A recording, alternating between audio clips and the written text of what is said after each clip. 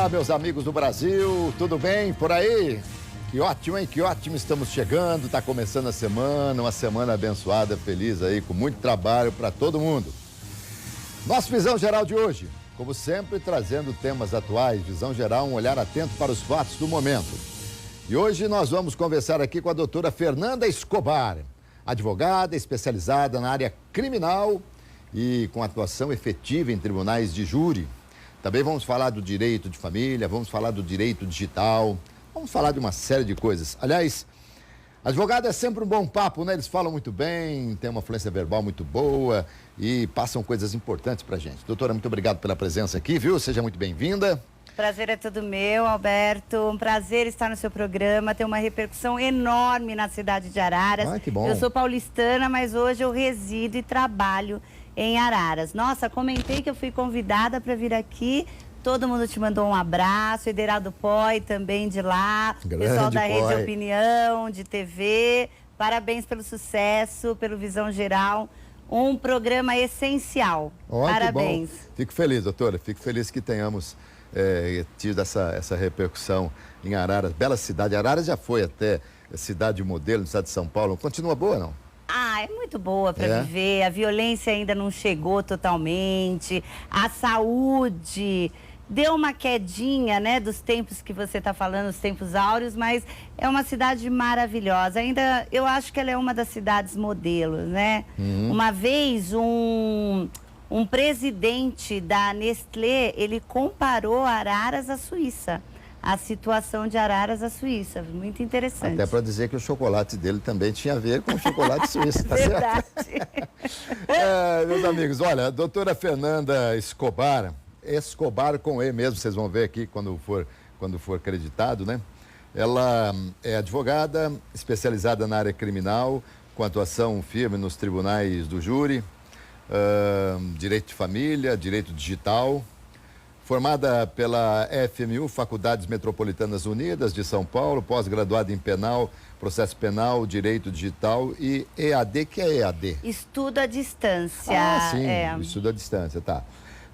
Mestra pela Unimes, é isso? Unimes de em Santos. Direito Difusos e Coletivo, professora universitária, e exatamente por isso que ela mora em Araras, me parece, né? Foi dar aula em Araras. Fui convidada em 2001 pelo doutor Edmundo Husson, da faculdade, tá. Foi a primeira faculdade de Direito lá.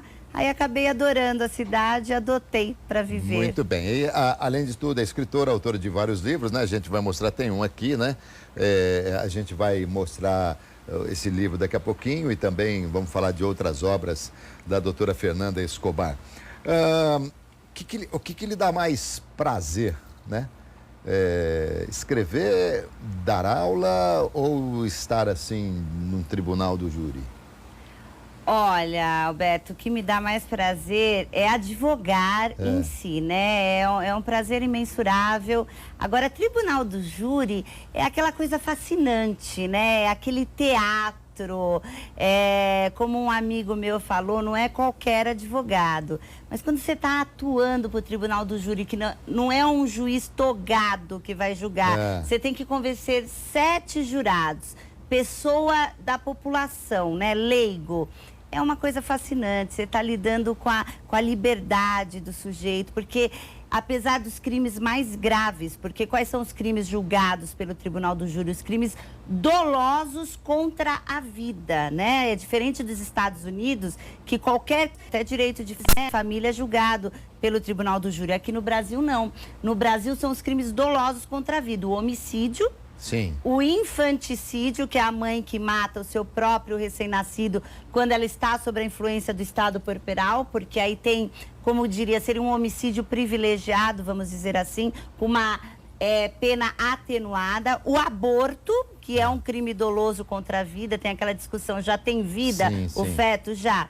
E o induzimento e instigação ao suicídio. Lembrando que o suicídio não é crime, né? Se alguém vai, se mata, morreu, não tem crime. Não tem, mas né? quem instiga, quem induz ao suicídio vai ser julgado e pelo Tribunal do Júri. E o doloso, por quê? É aquele que você age com a intenção. É diferente de um acidente de trânsito que é chamado de culposo, quando você vem em alta velocidade, sim, que você age por imprudência e acaba causando a morte. Mas hoje também já existe até uma brecha aí, no sentido de que quando você dirige em alta velocidade, você assume o risco. O dolo eventual. O dolo eventual é aquele que você assume o risco de produzir o resultado. Então, por exemplo, você está numa rua, aí você coloca lá uma velocidade a 120, sem que é dúvida, permitido somente na Bandeirantes, nem na Anhanguera, que ao nosso lado é permitido, tá 100. Então, aí já passou da imprudência, que é atuar descontroladamente, para um dolo eventual. Você está assumindo, igual a roleta russa. Não adianta você brincar, não queria matar, a gente tava brincando, pô. Assumiu o risco, né, Alberto? Então, aí certeza, vai para o tribunal do júri. Doutora, deixa eu fazer aqui uma pergunta que não estava aqui no nosso roteiro, né? Mas isso acontece só sempre. Eu fujo um pouquinho do roteiro aqui para perguntar para você o seguinte: tribunal do júri, ele por vezes é meio confundido com teatro, né? Então, a minha colocação é a seguinte: quando de repente o advogado tem a ciência efetiva de que o réu é o culpado. Exato. Mas o advogado é extremamente capaz e o promotor, sei lá, a promotoria pagando por noviciado, alguma coisa assim, não consegue argumentar e não consegue mostrar alguma coisa que dê aos jurados a certeza efetiva do crime. Mesmo o advogado sabendo que o réu é o culpado, ele tem que atuar na defesa do réu. E se ele consegue absolver o réu, dorme-se tranquilamente no dia seguinte, no mesmo dia, sei lá? Bom, essa pergunta foi ótima, eu vou poder expor aqui. Muitas vezes, Alberto, o advogado criminalista, ele é confundido com o criminoso. Isso já é uma coisa que a sociedade tinha que mudar, porque é até chato, né? E, na realidade, o advogado criminal, ele não defende o criminoso, ele defende a lei, a aplicação correta da lei. Eu fiz um júri quarta-feira que foi extremamente exaustivo em Araras. 2 rapazes que estavam morando, entre aspas, na rua, usuários de crack, e foram levados a júri porque mataram um outro morador de rua dentro de uma casa abandonada. E o que aconteceu? 2 réus. Eu advogava para um.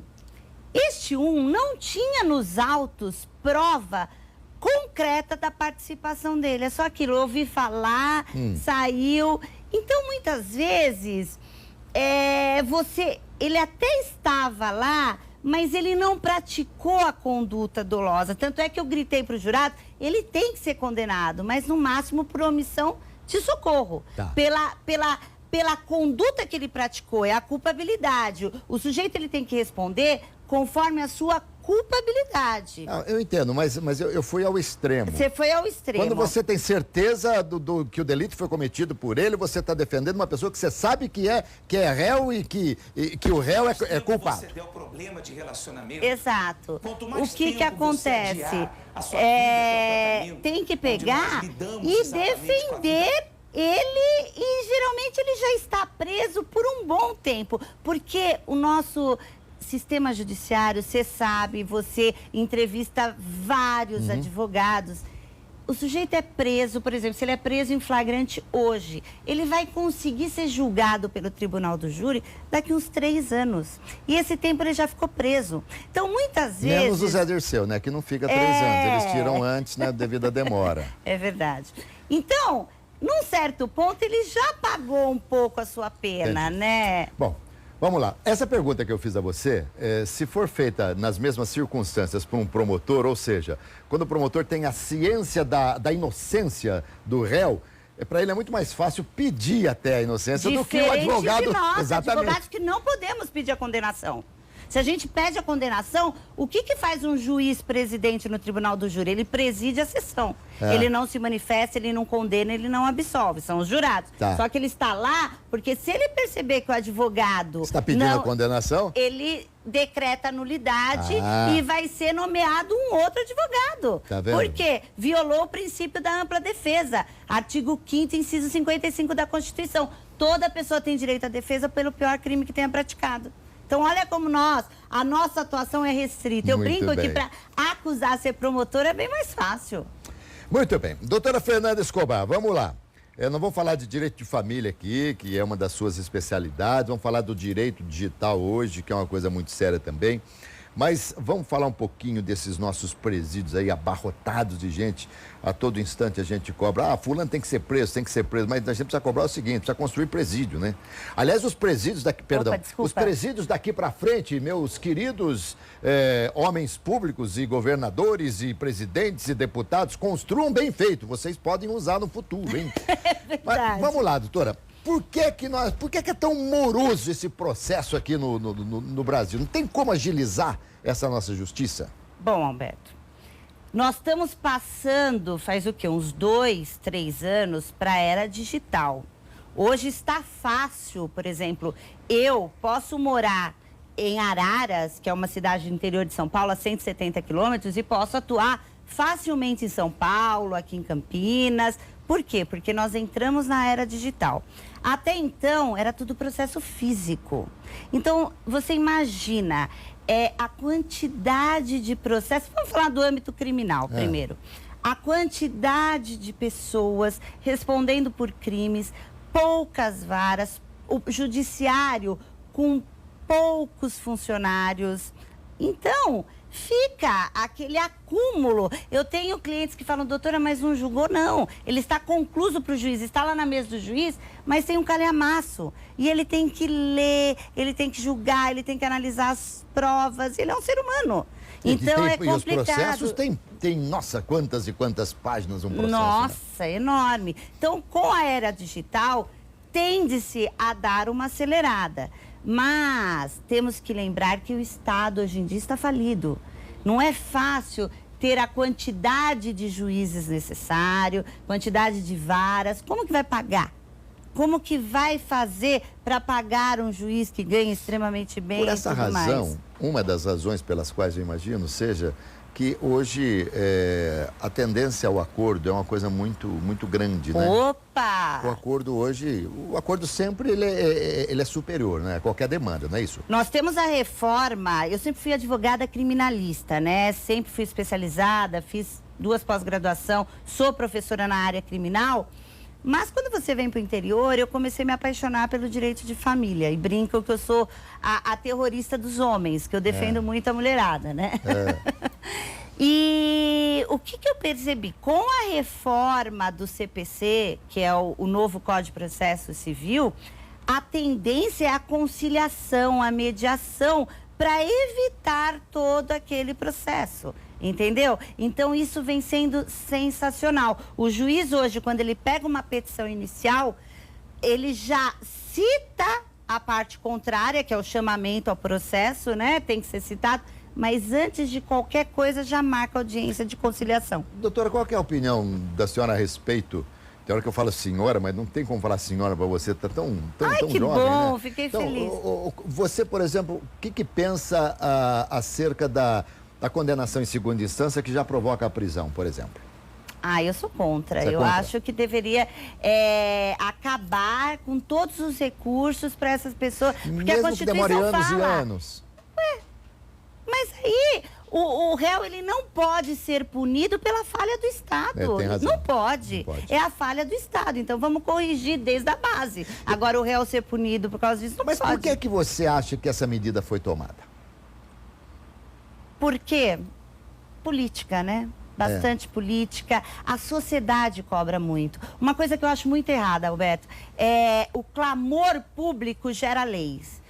Sabe? Aquele clamor público, o que aconteceu? Vamos dar um exemplo, não que eu não acho que deveria ser.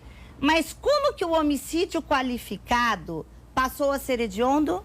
Em 1994, quando foi morta a atriz, a filha da Glória Pérez, a Daniela Pérez, né? Aquela menina linda pelo companheiro de profissão. Você se recorda, né? Sim. Ali, homicídio qualificado não era crime hediondo. Devido à ação popular, passou a ser hediondo. Você lembra quando começou aquela onda de falsificação de remédios? Que estava no auge? virou hediondo. Qualquer coisa de falsificação de remédio, então não é assim. Uma lei, outro dia eu li o Simão falando na Folha, foi perfeito. O advogado estuda tanto, e demora tanto para fazer uma lei, vai lá o executivo e criam leis sem saberem nada. Então fica aquela coisa, aliás, né? O Simão é maravilhoso, né? Ele é ótimo. É muito bom lê-lo, tanto quanto ouvi-lo, né? Exato. Agora, um parênteses aí, explica pra gente o que é qualificado, o crime qualificado. O homicídio simples é você ir matar sem ter o aumento de pena qualificadora. Agora, por exemplo, se você mata com requintes de crueldade, né? Então, ao invés de você dar um tiro, você vai cortando pedaços, vai enfiando facadas, aquela tortura desnecessária, mediante emboscada, a traição. Tudo isso qualifica mediante veneno, entendeu? Tudo isso qualifica. O roubo, por exemplo. O roubo, como que ele passa a ser qualificado? Mediante arma de fogo. Uma coisa é você punir o sujeito porque ele pode até ter usado de violência. Ele te empurrou, mas outra coisa é com uma arma de fogo. Aí que é o 157, parágrafo 2º. Parágrafo 2º. E o terceiro seria o latrocínio. Isso, que resulta em morte. Que, aliás, para mim, quer dizer, nenhum crime é bom, claro. Mas, para mim, o abominável de todos é o latrocida. O latrocínio, para mim, é um crime absurdo. E por incrível que pareça, o latrocínio, apesar de ter causado morte, não é um crime doloso contra a vida. Então, ele não vai para o tribunal do júri. É hediondo, o latrocínio é hediondo. Só que ele é julgado por um juiz comum. Porque não vai para o tribunal? Não vai. Não vai porque não é um crime contra a vida. O sujeito não foi com a intenção de tirar a vida. A intenção inicial dele foi o patrimônio, que resultou na morte. Olha que coisa interessante. Mas tudo bem, eu acho interessante, que eu falo, mas é desconexo, né? É esquisito para quem não estuda o direito. Até os alunos, no início da graduação, falam, ai, doutora, mas é difícil. Porque a intenção foi o patrimônio e a pena mais alta. Então, sabia que é bem mais alta que do homicídio, do latrocínio e da extorsão seguida de morte. Doutora, eu falo uma coisa, não sei nem se eu podia falar isso aqui na televisão, mas eu falo o seguinte: ninguém está livre de nada nessa vida, tá certo? Exato. Ninguém está livre de nada. O homicídio, há certas situações em que você, de repente, quando é questionado, o que você faria se tivesse acontecido isso? E você falaria assim, eu mataria o cara, a pessoa, sei lá o quê. Então, eu acho que o homicídio, muitas vezes por um impulso, alguma coisa, sei lá, você vê um filho seu sendo maltratado, enfim, você vai para defender e tal. Agora, há certos crimes, como o latrocínio, por exemplo, que eu não consigo entender, que é uma coisa assim absurda, estupro seguido de morte, esses negócios são coisas assim terríveis. E hoje, o crime hediondo, ele está sendo rigorosamente... Sim, rigorosamente. A lei é cumprida rigorosamente. Rigorosamente. Não existe liberdade. O cumprimento da pena dele, por exemplo, depois que ele é condenado, que ele vai para os presídios, e nós temos um enorme aqui, Hortolândia, que eu não saio daqui... não basta cumprir só 1/6 da pena para sair, por exemplo, para o semiaberto. Não, para o semiaberto. Ele tem que cumprir 2/5 ou 3/5 se for reincidente. Para ter o livramento condicional, que é antecipada a liberdade dele sob determinadas condições, ele tem que cumprir 2/3 e não só não 1/6. Não 1/3 no livramento. Então é muito rigoroso. Bom, estou conversando aqui com a doutora Fernanda Escobar, já deu para perceber que o papo é bom, né? Ela conversa muito bem, fala muito bem. Sim. Falar um pouquinho do direito de família agora, doutora, é uma das suas especialidades, né? Como é que você se intitulou aqui no começo? Você é a terror dos homens? É isso, não? Não, me titularam isso em Araras, Teve até um amigo meu, um médico, liguei um dia, mandei no Facebook, assim, não sabia o telefone dele, e eu nem sabia que ele estava se separando. Aí mandei por causa do meu filho. Aí ele falou... Fernanda, eu falei, preciso falar com você. Ai, pelo amor de Deus, minha ex-mulher te contratou? Falei, não tô nem sabendo. Ele, ai, que alívio. Diz que ele ficou muito tenso. Por alguns segundos ele ficou extremamente tenso. Porque direito de família eu brinco, Alberto, eu adoro direito de família, mas eu prefiro lidar com meus criminosos. Porque direito de família é aquela coisa, aquela briga... eu brincava, né? Você se envolve? Demais. Você acaba se envolvendo. E é uma briga por coisas tão mesquinha. É um CD, sabe? É um micro-ondas, tal. E, infelizmente, não é que eu atuo contra os homens, não. É que o homem, ele pensa de uma forma que a dissolução da sociedade conjugal e a pensão que ele tem que pagar para os filhos, ele fica extremamente desconfortável, extremamente irritado de ter que pagar aquela pensão para o filho, porque vai para a mãe. É evidente, ela é a administradora. Só que ele esquece que a criança se alimenta, se veste, tem que passear. Então ele acha que aquilo a mãe não está usando para a criança. Então causa aquele desconforto, né? É. E vale para os dois lados também, né? Vale para os dois lados. Há casos em que a mulher paga a pensão, não é? Opa! Hoje em dia, né, a nossa sociedade, ela tá muito mudada. Sem dúvida. Né? Hoje nós vemos aí, gritante, mulheres que são as provedoras do lar, né? O homem assumiu o papel, não, vou ficar, não conseguiu mais emprego, cuida dos filhos, mudou leva... totalmente. Eu brinco. Eu queria saber quem é aquela mulher que foi queimar o sutiã em 1969, 70 e quis equiparação. Mas hoje em dia tá assim, né? Com certeza. Eu, por exemplo, tenho absoluta convicção de que se a minha mãe lá do céu pudesse assistir ao que está acontecendo na Terra hoje aqui por uma televisão, ela falaria, nossa, como eu nasci em época errada. Porque mudou muito, né? Mudou muito, completamente. Hoje nós, homens, é que temos que tomar muito cuidado, porque vocês estão avançando demais. Vocês estão, não é que estão avançando demais, vocês estão aí numa coisa... Olha o machista, né? Olha o machista já, né? Tomar cuidado, estão avançando demais. Mas você sabia que eu vou confessar uma coisa, todo mundo que é meu amigo, eu não sei cozinhar. Você por não exemplo, sabe cozinhar? Não, eu até sei, eu não gosto de cozinhar. E eu fui casada com meu ex-marido, ele cozinhava muito bem. Hoje eu tenho um namorado que cozinha muito bem. Eu acho que já é um pré-requisito, né? Que eu já precisa ter esse pré-requisito para namorar comigo. Porque muito trabalho o dia namorar, inteiro. desde que saiba cozinhar. Fica fácil, né? Que pena, viu? Que pena sim temos, né? Porque eu gostaria muito de cozinhar, porque quantos amigos eu vejo que preparam as coisas. Eu sou uma tragédia. E eu na posso cozinha. ser sincera, olha, a culinária masculina, é muito difícil elogiar homem, mas vou elogiar.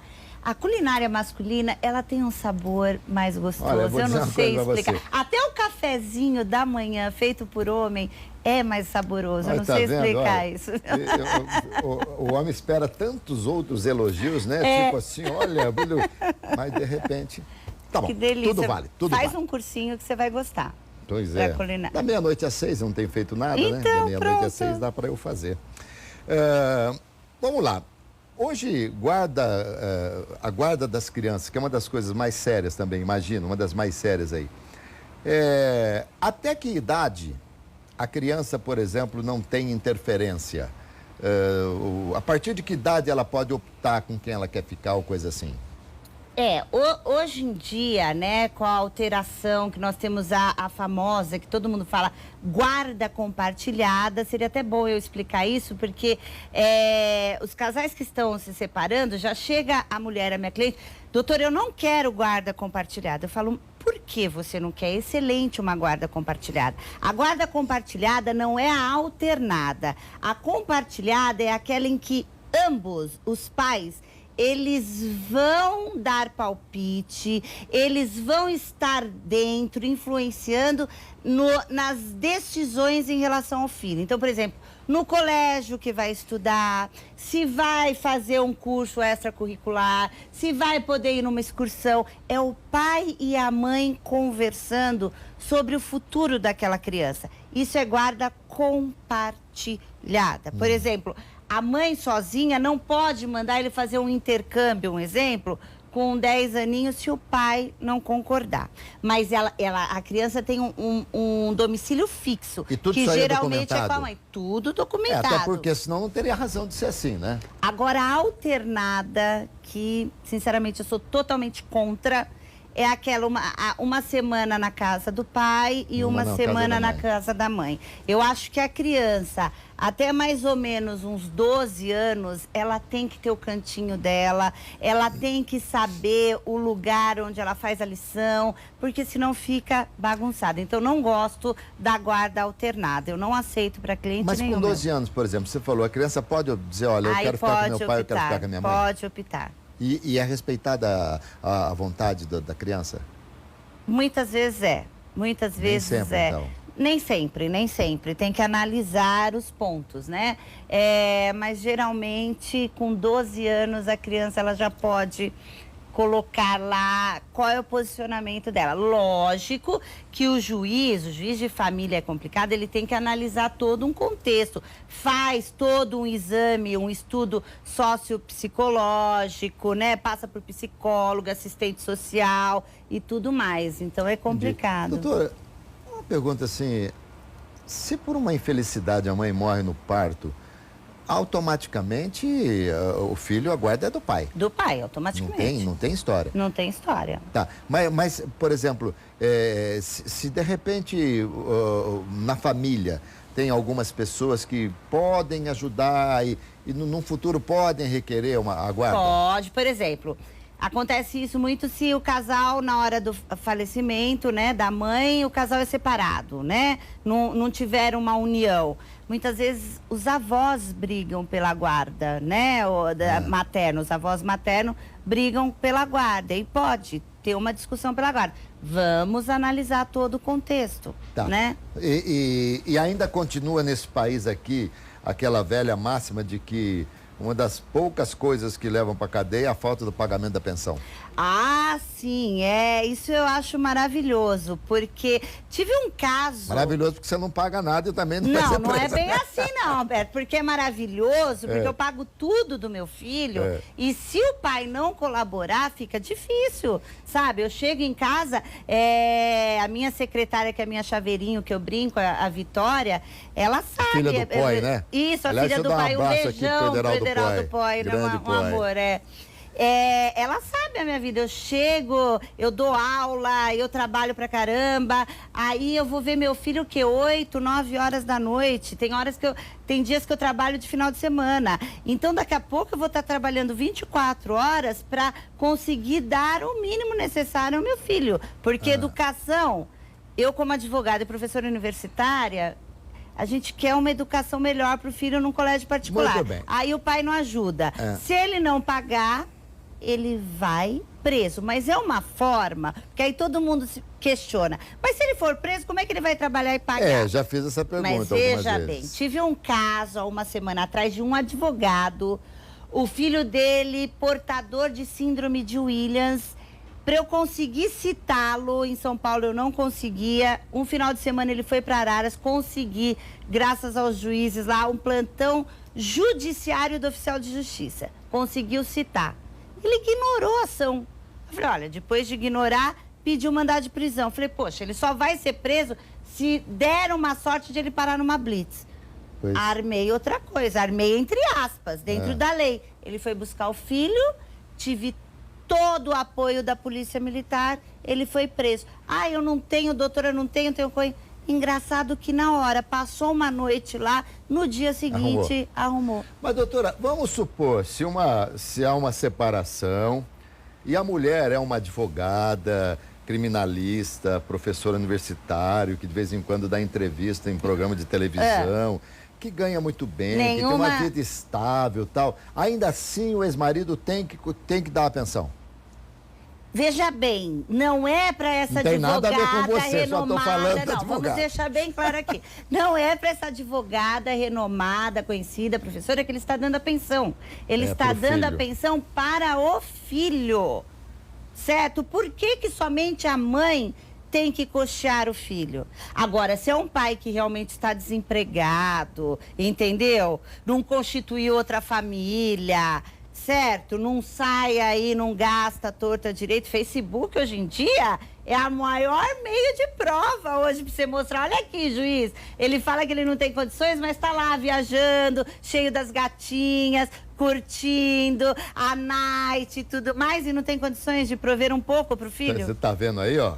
Se de repente Cuidado você com o entrar num Facebook. processo de separação, quando você ficar sabendo quem é que está advogando para outra parte, você vir lá que é a doutora Fernanda Escobar, você saia do Facebook e coloque tudo fora aí, hein? Eu brinco até com as minhas clientes que eu falo, não bloqueie no Facebook, isso é a maior prova, é excelente. Tem uma pessoa de Araras aqui, a Vera, o doutor está perguntando o seguinte, ela disse que o filho dela pegou 11 anos e 3 meses. Já cumpriu 3 anos em regime fechado. E ela gostaria de saber se nesse processo aí ele evolui para o semiaberto ou se ele sai direto. Oi, Vera. Primeiramente eu precisaria saber pelo crime qual que é, né? Essa pena deve ser tráfico acumulado. Não existe como saltar. Ele inicia no regime fechado. Aí tem o que previsto na lei de execuções? A progressão de regime. Ele tem bom comportamento, aí ele cumpre. Se for crime hediondo pela quantidade da pena, acho que né? É equiparado que é tráfico. Ele cumpre 2/5 da pena, ele passa para o semi-aberto, ou 3/5 se ele for reincidente. Depois no semi-aberto, mais 2/5 ou 3/5, aí ele vai para o aberto. E aí, durante isso, pode-se tentar o livramento condicional, que é cumprindo 2/3. O aberto qual é? O que faz no aberto? O semi-aberto eu sei, mas no na aberto. realidade, é o que eu falo. A lei, ela é linda no nosso país, Alberto, é linda, mas a prática fica a desejar. Por causa da ineficiência do Estado, por causa dos nossos políticos que só roubam, então não sobra dinheiro para aplicação em presídios, A lei, quando foi criada em 1984, olha isso, em 84, a lei de execuções, ela prevê o semiaberto seria cumprido em colônias agrícolas.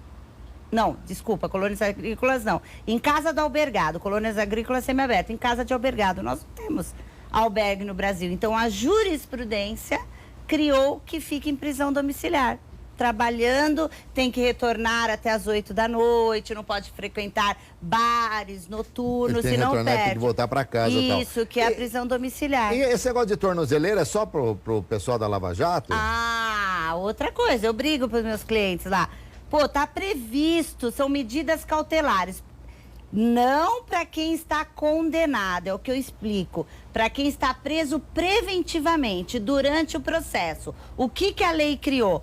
Que se ele está preso preventivamente antes de formar da culpa, tá? Antes de esgotar os recursos, pode, por isso que não tem lugares nos presídios, substituir por uma medida cautelar. E uma das espécies de medidas cautelares é a tornozeleira. Nós temos suficiente? Não tem. Em Araras, nunca ninguém usa tornozeleira. Porque não tem.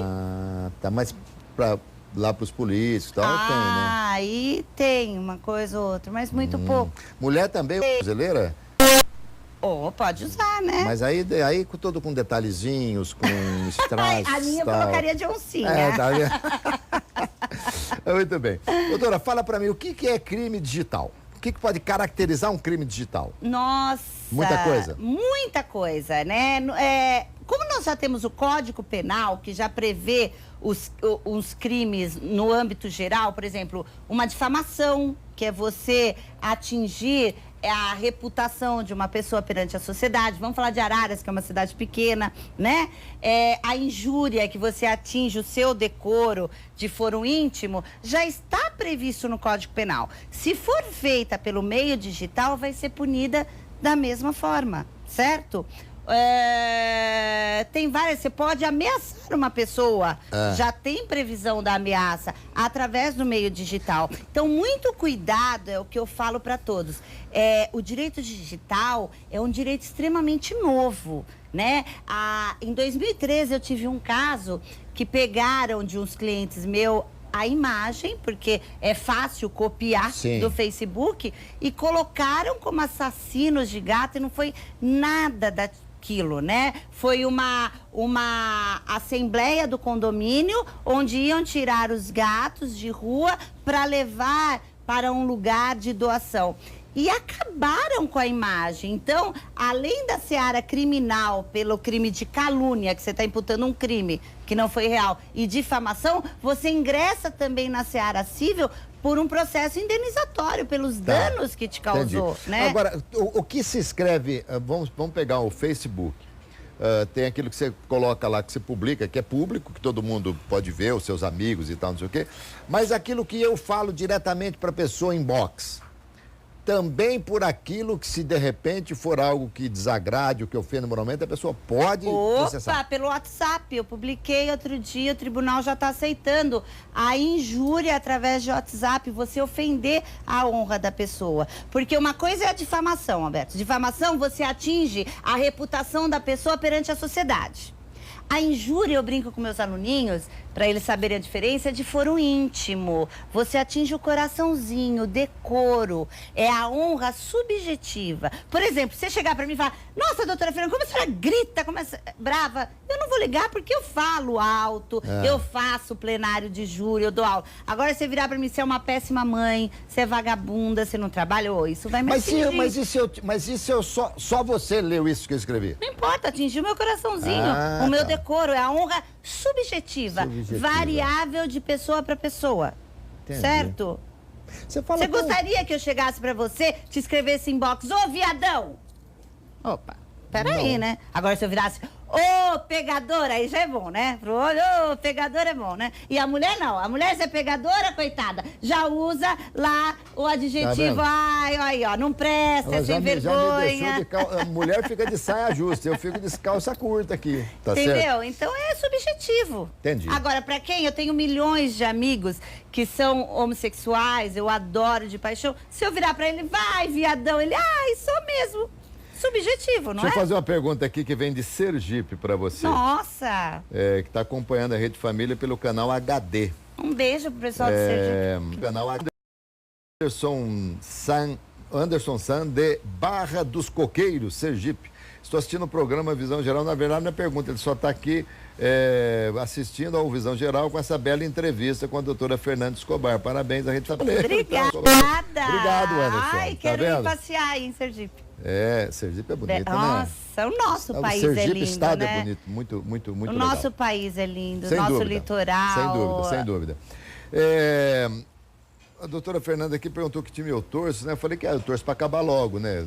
Brincando com ela e tal.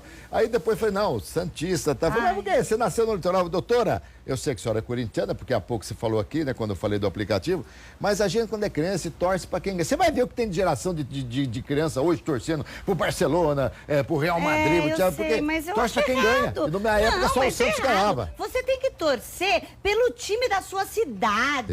Isso aí a mesma coisa. Eu acho um absurdo. Copa do Mundo, meu pai, que era assim, torcia pro Uruguai, que ele era fã do Uruguai. Mas como assim? Tem que torcer pro seu país. Por pior que o país esteja, você tem que ser patriota. Por pior que a cidade esteja, tá lá. Eu agora tô morando em Araras, eu tenho um carinho muito grande pro União São João, coitado. Tá na terceira divisão, né? Nossa, coitado, oh, meu Deus, precisa de alguém lá. Eu vou deixar uma perguntinha no ar aqui.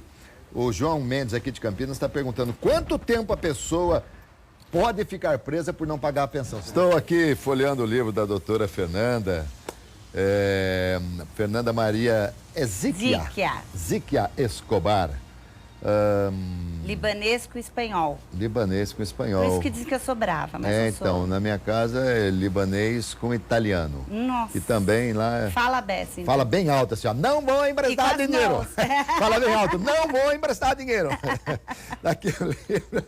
Esse livro aqui, doutora, ele é indispensável para quem vai prestar exame da ordem, é isso? Isso, esse foi o primeiro livro que eu lancei. Eu fui convidada porque, como eu sou de São Paulo, eu fui proprietária de 3 cursos preparatórios para o exame da ordem e concurso público, que não existia na época, né? Foi lançado em 2001, eu estou na 15ª edição.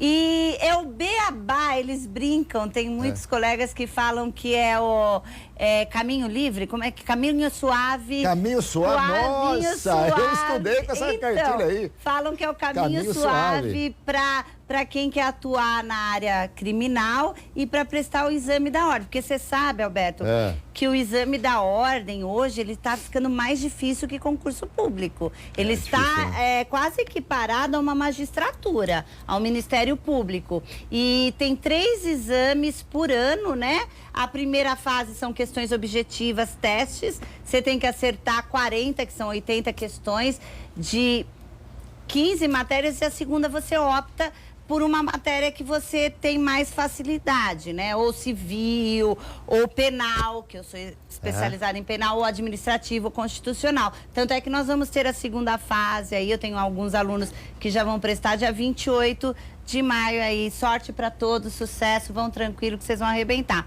Mas aí tem que aprender o beabá para começar a advogar e atuar no exame da ordem. Além desse, você tem mais 5 livros? Mais 5, são os resumões de direito penal, processo penal, parte geral, lei das contravenções penais, prática jurídica e da lei dos crimes hediondos. São 6 livros? São. Esse aqui está na 15ª edição. Né? 15ª edição, graças a Deus. Maravilha. Então, quanto tempo uma pessoa pode ficar presa porque não pagou a pensão? Bom, antigamente era 1 mês. Agora, a alteração é de 1 a 3 meses. E fica em regime fechado. Fechado. Fechado.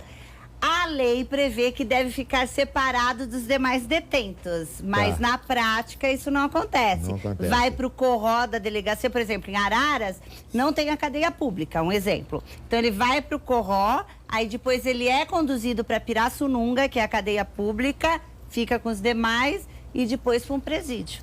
Até 3 meses. 3 meses. E infelizmente, eu não queria nem falar isso, mas se cumprir os 3 meses, não precisa mais pagar a dívida. Ah, não é um absurdo?